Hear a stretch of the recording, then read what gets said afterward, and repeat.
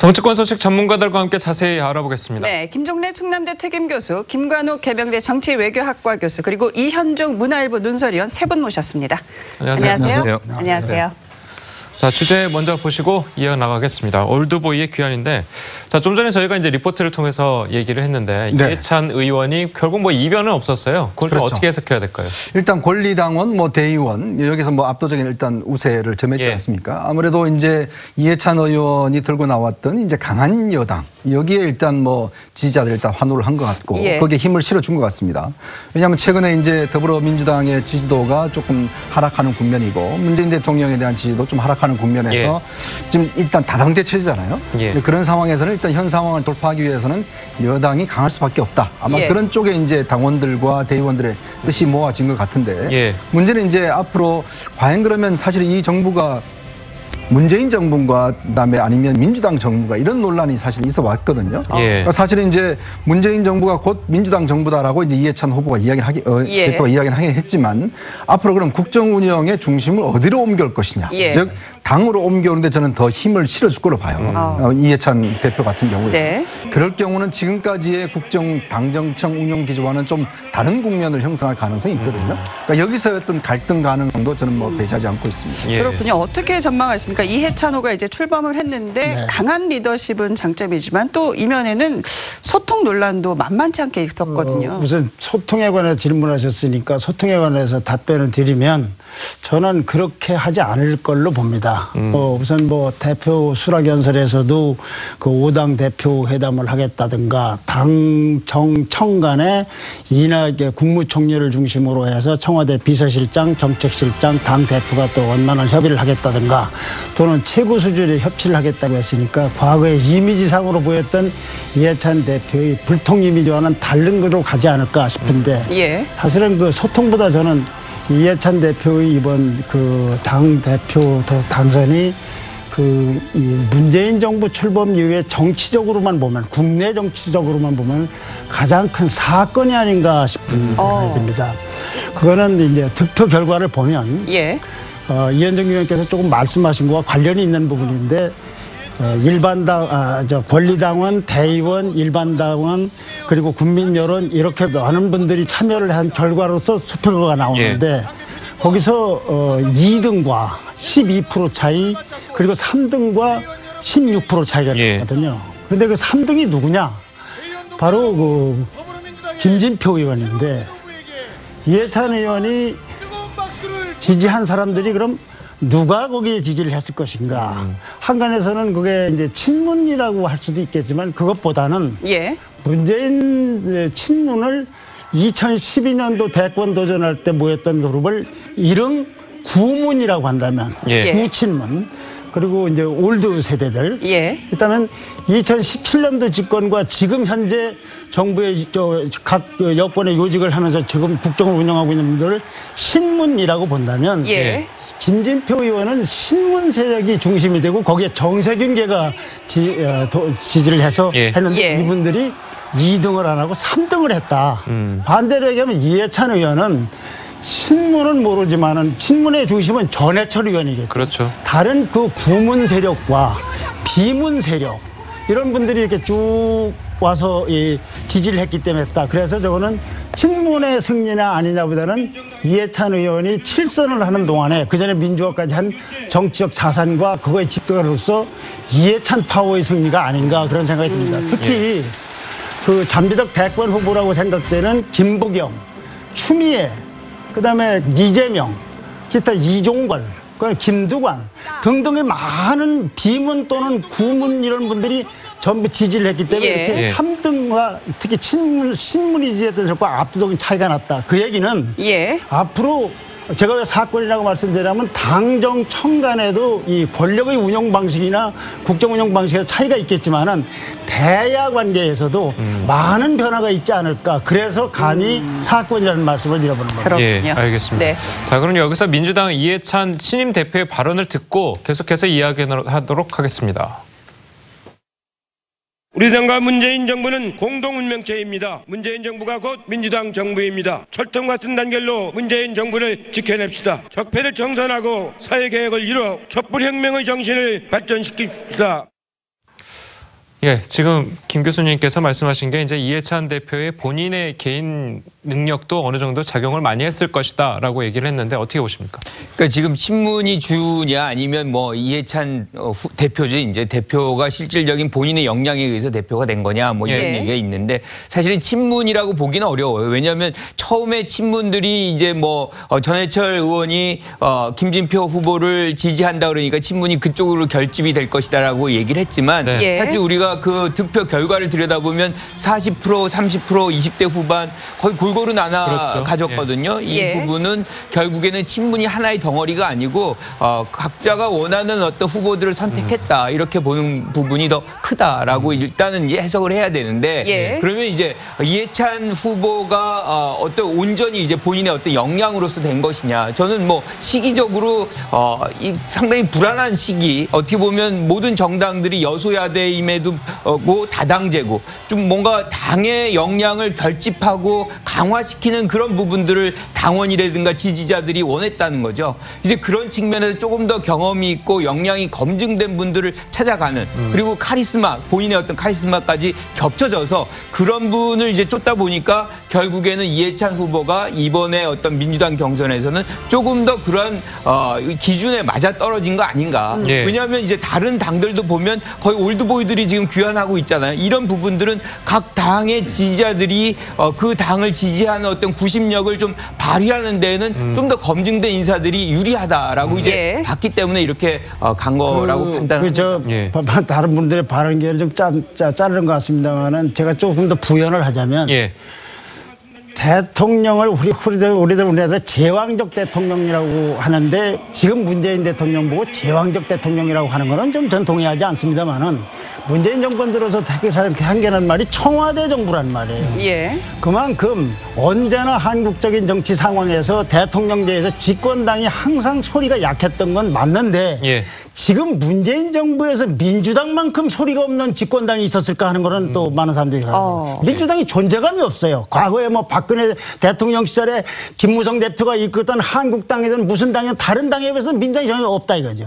그거는 강한 여당이라는 이해찬 대표의 말이 그 민주당을 구성하는 이 보수 세력이 아니라 선거에 참여하는 사람들에게 동의를 받았을 것이고 더군다나 보수 세력은 반발할지 모르지만 아니 정당이 정권을 잡아서 이 국가를 운영하겠다는 거는 정당의 존재 이유니까 20년 집권하겠다는 말이 적어도 민주당을 구성하는 선거에 참여할 수 있는 사람들한테는 그게 훨씬 더 와닿았을 거라고 생각이 됩니다.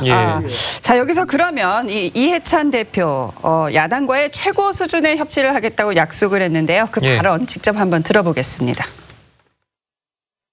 야당과도 진솔한 자세로 꾸준하게 대화하겠습니다. 국민들을 위한 최고 수준의 협치를 추진하겠습니다. 식반 민생 현안은 여야 합의로 해결하고 한반도 평화를 열망하는 국민의 뜻을 따르는 민생국회를 만들었으면 좋겠습니다.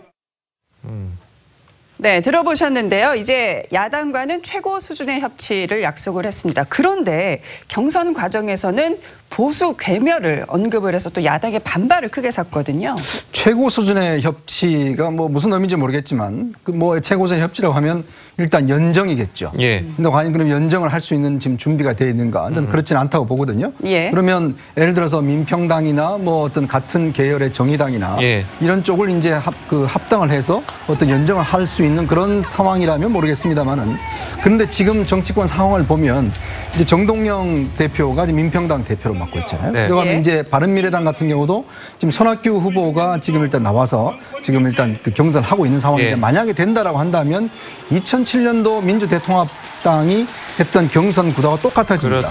자, 그러면 이게 쉽지 않은 구도예요. 자, 지금 보면 사실은 이제 이 자유한국당도 마찬가지로 지금 이제 김병준 위원장이 있지 않습니까? 김병준 위원장도 같은 시절에 정책 실장을 했고 또 나머지 두 당도 같은 후보였고 이러다 보니까 이 어떤 신경전과 힘겨루기가 간단치 않다는 거죠. 그러기 위해서는 집권 여당이 좀 양보를 하고 좀 이래야 되는데 저는 이해찬 대표의 어떤 평소의 성정이나 정치 스타일로 봐서 그 양보할 것 같지도 않아요. 오히려 이런 상황에서는 더 강하게 예를 들어서 한다고 하면 근데 문제는 민주당이 의석이 많으면 뭐 괜찮습니다. 근데 의석이 많아도 또 선진화법 때문에 사실은 3분의 2가 넘지 않으면 사실은 국회에서 힘을 발휘할 수가 없어요.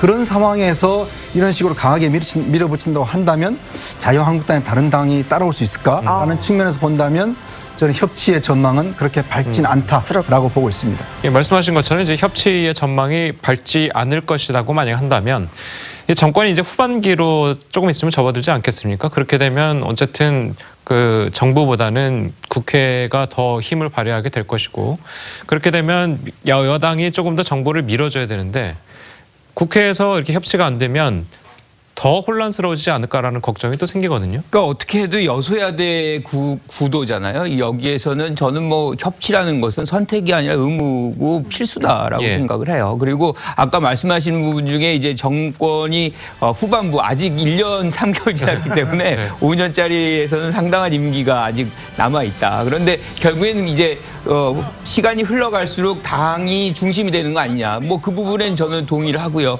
또 한 가지가 이제 제일 중요한 건 2020년에 총선이 있잖아요. 그러다 보니까 이제 총선을 중심으로 해서는 결국에는 당에게 많은 역할들이 부여받게 되는 것이고 따라서 요번에 이제 지금 김 대표가 얘기했던 두 가지 문제, 즉 민생과 협치의 문제는 아주 유효적절한 어떤 이 타겟을 한 것이다. 즉 민생을 화두로 해서 다른 당과 협치를 하는 그것이 이제 이루어질 수밖에 없는 것이고 그래야죠. 그 부분에서는 다른 당들도 사실은 민생의 부분에서는 협력하지 않을 수가 없거든요. 이거 일종의 이제 명분을 민생이라는 명분을 만약에 이해찬 대표가 쥐고 간다 그러면 어떤 상황이건 여소야대라고 하지만 다른 당들의 어떤 협력을 이끌어낼 데는 조금 더 좀 용이해지지 않을까 이런 생각을 하고요. 결국에는 이제 어떤 당이든 자신들이 원하는 정책들이라는 것들이 있잖아요. 이제 이런 부분에서는 이제 정치라는 것이 결국엔 뭐 양보와 획득이죠. 모든 일방이 다 가져갈 수는 없으니까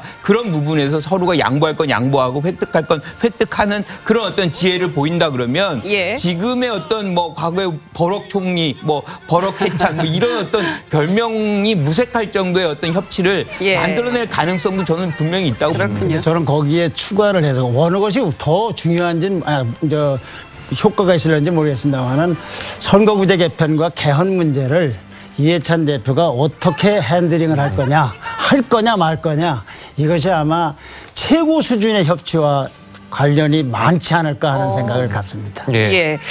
자, 이해찬 의원이 제일 먼저 문재인 대통령을 도와 소득주도 성장을 만들겠다고 이제 약속을 했는데요. 정부의 경제정책 최대 이슈로 대두되고 있는 이 소득주도 성장과 관련해서 문재인 대통령이 직접 나서기도 했습니다. 보실까요?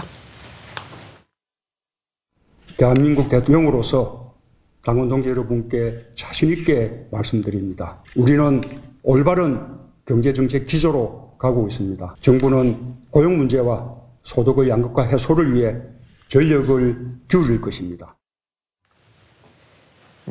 보시면 이제 문재인 대통령이 정부는 이제 경제 정책 기조를 올바른 방향으로 가고 있다.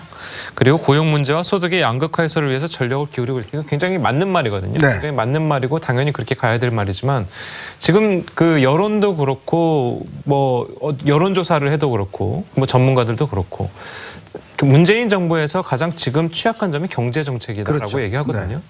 근데 저는 이제 문재인 대통령의 이제 그 전당대회 격려사가 보면 물론 뭐 당원들 상대로 했기 때문에 좀 더 이제 강조했던 그런 측면이 있습니다만 고용의 질과 양이 좋아졌다 이런 표현을 썼어요.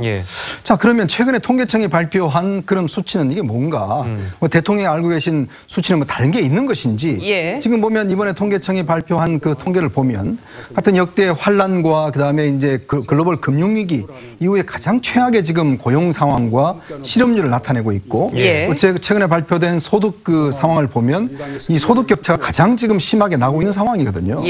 그런 상황에서 대통령께서 지금 고용의 질과 양이 좋아졌다라고 이야기를 하는 것은 무슨 근거로 하고 말씀하시는 건지 좀 의문이고 예전에도 그 최저임금 이야기를 하시면서 90%는 좋아졌다라고 이야기를 했다가 이제 여러 가지 통계 논란이 있었지 않습니까? 결국 홍장표 경제수석이 경질되긴 했었는데 근데 대통령의 현실인식, 즉 이 상황에 대한 현실인식이 너무 좀 아니한 게 아닌가 지금 야당 측에서 그런 반응이 나오고 있습니다만은 굉장히 엄중한 시기고 이게 사실은 어떤 면에서 역대 상황 중에서 가장 지금 최악의 어떤 고용 상황을 보이고 있는데 대통령은 방향이 옳다, 잘 되고 있다라고 하는 것이 국민들 입장에서 너무 현실 현실과 좀 동떨어진 그런 생각으로 다가오지 않을까라는 걱정이 드는데 문제는 이해찬 대표가 지금 같이 가겠다고 이야기를 했지 않습니까? 예. 그렇다면 이 당정의 어떤 그 현실인식 자체가 예. 좀 아니하는 것 아닌가라는 또 우려가 솔직히 듭니다. 어떻게 보십니까? 이 소득주도 성장 정책이 이 동력을 계속 유지할 수 있을 거라고 보십니까? 예, 김정래 교수님. 예. 저는 유지하기가 굉장히 힘들 거라고 봅니다. 오늘 뭐 장하성 실장이 기자간담회도 예정돼 있고 예. 기자간담회에서 예를 들면 데이터를 놓고 이걸 비관적으로 보는 사람들은 해석을 잘못했다는 식의 대학 강의식으로 설명하면 그건 하나만 하는 것이고 예. 소득주도 성장을 왜 해야 되느냐 언제까지 기다려달라면 그거는 메시지가 있을지 모르겠어요. 혹시 전화한다고 그러면 그런 의미에서 보면은 그 이해찬 대표가 오늘 취임자 이제 수락연설에서 한 얘기 포용적 복지 정책 있지 않습니까? 그거는 소득주도 성장뿐만 아니라 혁신경제와 공정경제 다 같이 해서 세 가지를 단어를 엮어서 한 얘기 아닙니까? 예. 근데 이런다 하더라도 결국은 소득주도 성장이냐 아니냐라는 그 말보다는 일자리가 실질적으로 창출됐느냐 안 됐느냐 예. 되는 길로 가고 있느냐 안 가고 있느냐 예. 이 부분에 대해서 오늘 기자간담회는 장하성 실장도 이해찬 대표도 청와대에 있는 다른 분들도 이런 생각을 해야 되는 것이 아니까 예. 무엇이 안 돼도 뭘 아무리 좋은 얘기를 하고 아무리 논리를 하고 아무리 해석이 잘못됐다라도 일자리가 늘지 않으면 그건 경제학 실험도 경제학이 없는 뭐 정책을 실험하고 있는 거 아니겠습니까? 그렇죠. 네. 예, 주제를 조금 바꿔보겠습니다. 강용석 변호사가 이 SNS에 이 두 장의 사진을 올려서 지금 화제가 되고 있는데요. 바로 트럼프 대통령과 문재인 대통령의 사진입니다. 그런데 이 두 사진이 정말 굉장히 닮아서 지금 화제가 되고 있는데 화면으로 한번 보실까요? 자, 왼쪽 사진이 트럼프 대통령 사진입니다. 트럼프 대통령이 서명을 하고 있고 주변에 여성들이 미소를 띄우면서 이 서명 장면을 보고 계신데요. 어떠한 장면이냐면 2002년 아프가니스탄 전쟁에서 이 존 챔먼 미 공군 상사가 전사를 했습니다. 이 전사한 존 챔먼 공군 상사의 옛날 사진에 트럼프 대통령이 서명을 하고 있고 그리고 이 대통령을 에워싼 저 4명의 여성은 바로 이 존 챔먼 상사의 어머니, 부인 그리고 두 딸이었습니다. 자, 오른쪽 사진은 보여주실까요? 예, 문재인 대통령이 서명을 하고 있는데요. 그 주변을 이 청와대 여성 비서관들이 서명 장면을 지금 보고 있는 그런 사진인데요. 시청자 여러분들 어떠십니까? 두 사진 굉장히 많이 닮았어요. 뭐 일단 이 청와대 여성 비서관들이 6분 계시는데, 그러니까 대통령의 영문 연설집, 그러니까 1년 동안 했던 대통령의 연설문을 영문으로 해서 그걸 이제 대통령께서 이제 서명하시는 장면들이 나와 있는데, 사실 예. 이제 청와대의 저런 행사 등등은 상당히 어떤 시점 또 어떤 이슈 이런 것에서 굉장히 좀 중요한 면이 있지 않습니까? 예. 즉 대통령이 지금 상황에서 뭘 중요시하는가? 왜냐하면 초창기에 그 수석 비서관들하고 이제 이제 넥타이 풀고 이제 그 정원에서 이제 커피를 들고 간 것은 이제 소통을 강조한 것이거든요. 앞으로 네. 이렇게 내가 수석 비서관들하고 소통을 자연스럽게 하겠다는 걸 강조하는 것이거든요. 근데 지금 어려운 상황이라는 것은 결국 이제 우리 경제 문제라든지 등등 여러 가지가 문제가 있는데 청와대 저런 사진 한 장 한 장이 다 메시지를 담고 있는 거죠. 그렇죠. 그렇다고 본다면 과연 이 시점에 대통령이 여성 비서관들하고 함께 한다는 것은 아무래도 뭐 어떤 양성평등의 문제 또 최근에 여러 가지 미투 사건이 있었습니다만은 좀 더 어떤 여성 어떤 그 비서관들을 좀 더 이제 존중한다는 의미 예. 뭐 이런 면도 있었겠지만은 또 국민들이 보기에는 지금 대통령이 어디에 관심이 가 있는가 대통령이 뭘 집중하시는가 이런 네. 부분에 대해서는 조금 의아한 측면이 좀 있는 것 같아요. 오히려 저런 것보다는 좀 경제적 상황이나 이런 것들을 좀 어우를 수 있는 했더라면 더 좋지 않았을까라는 생각도 듭니다. 이 예. 사진이 왜 문제가 됐는지 저는 이렇게 잘 이해를 못하고 강용석 전 의원이 왜 이 부분을 베낀다, 따라한다 뭐 이렇게 비판하는지 그 사실 이해가 잘 안 되는 부분이에요. 그러니까 특정으로 뭐 본인이 그렇게 얘기를 해요. 그러니까 무슨 뭐 전사자 가족을 모신다 그러면 뭐 괜찮지만 그렇지 않고 여성 비서관들하고 같이 사진 찍은 거는 무조건 따라하는 것이다라고 예. 비판하는데 저는 근본적으로 이 전직 정치인으로서 그러니까 국회의원으로서 뭔가 여당을 비판하고 정부를 비판하고자 한다 그러면 내용으로 해야지 이렇게 사진 같은 걸 갖고서 이걸 따라한다.